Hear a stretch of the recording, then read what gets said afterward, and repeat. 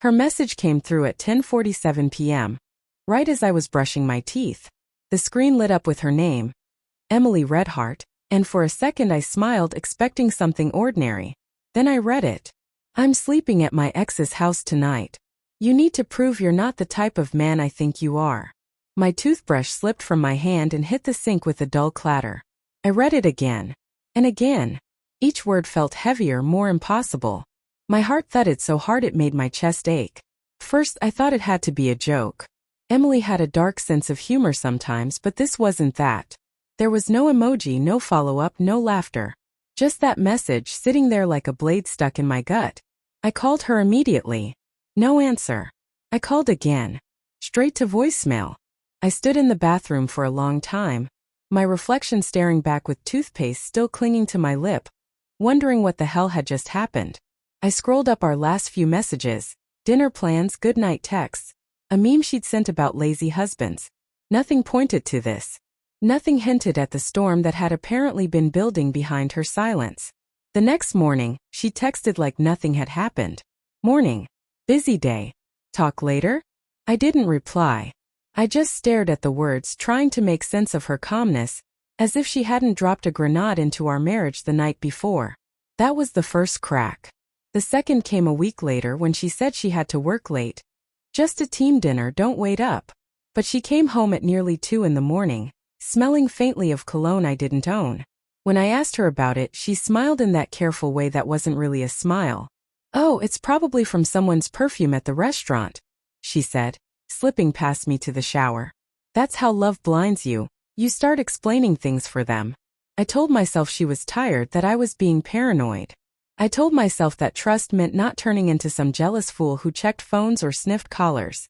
But her phone started to live face down.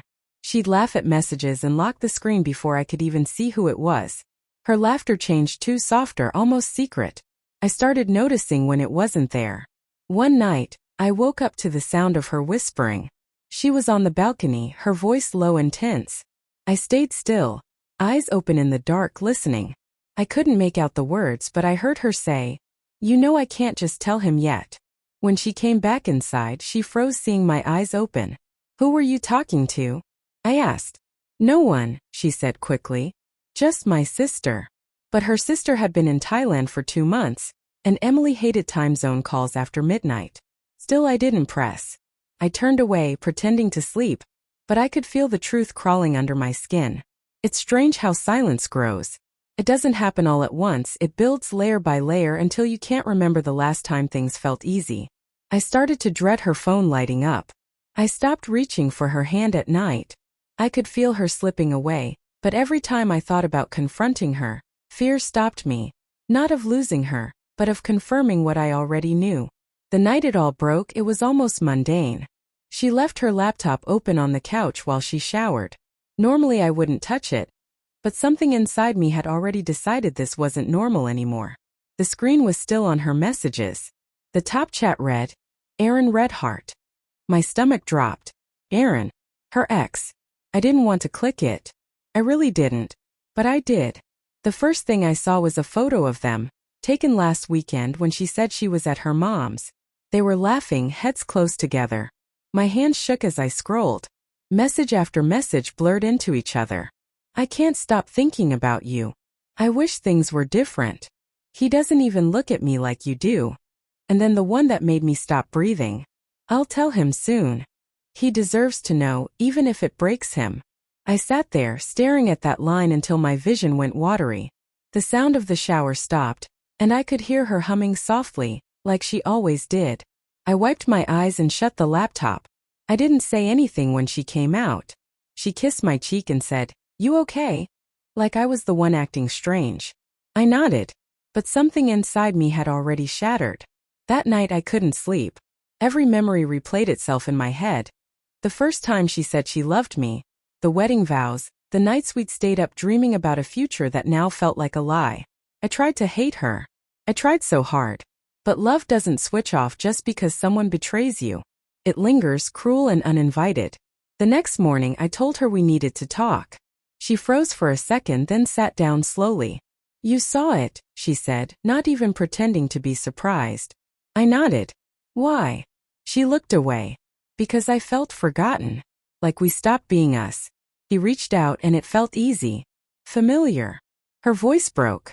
But I never stopped loving you. I just didn't know how to tell you I was hurting. I wanted to yell, to ask how sleeping with him was supposed to fix that pain. But instead I just stared at her. For the first time she looked small. Human. Guilty in a way that words couldn't cover. I'm sorry, she whispered. I wish I could take it back. I wanted to believe her. I really did. But trust, once cracked, doesn't heal the same way. It keeps bleeding no matter how much you patch it. She moved out 2 weeks later. No big fight. No dramatic ending. Just quiet, her things disappearing one box at a time, her toothbrush gone from beside mine. I watched her drive away and felt this strange emptiness, like watching my own shadow detach and leave me behind. In the weeks that followed, I replayed everything. The good days, the laughter, the small lies that now glowed like warning signs I had ignored. I realized love isn't destroyed in one moment. It erodes slowly, until one night, someone decides to cross a line they can't uncross. Sometimes I still check my phone late at night, half expecting her name to light up the screen. Doesn't. I've stopped waiting. I think about that message, the one that started it all.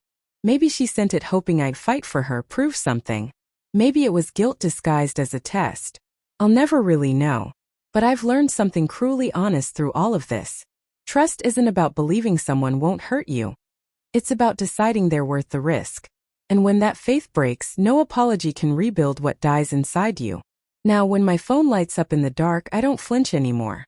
I just turn it face down, breathe, and let the silence be what it is, peaceful, final, and mine.